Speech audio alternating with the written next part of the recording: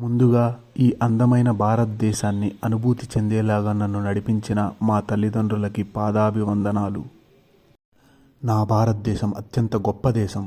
మేరా భారత్ మహాన్. India is the greatest country.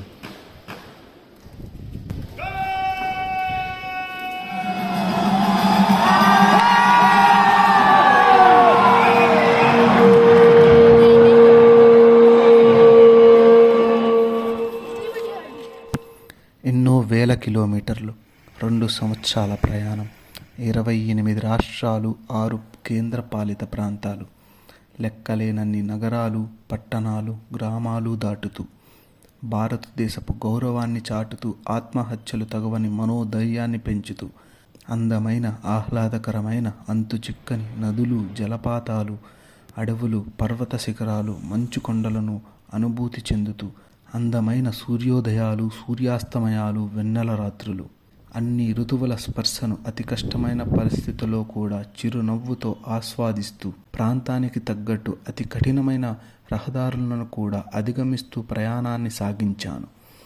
లెక్కలేనన్ని పురాతన అద్భుతమైన కట్టడాలు, జ్యోతిర్లింగాలు, శక్తిపీఠాలు, మరెన్నో భారతదేశపు అద్భుతాలను వీక్షించాను. వేలాది మంది ప్రజలను కలిసి వారి వారి జీవన విధానాలను తెలుసుకుంటూ ఎన్నో ఆహార అలవాట్లను రుచి చూశాను.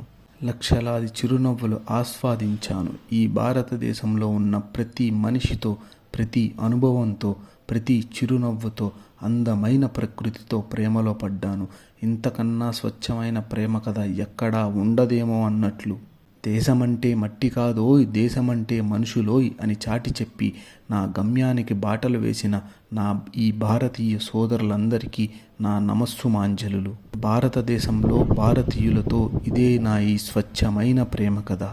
నా ఈ ప్రయాణంలో తెలుసో తెలియకో భూమాతకు కానీ ప్రకృతికి కానీ హాని తలపెట్టి ఉంటే నా ఈ క్షమాపణలు.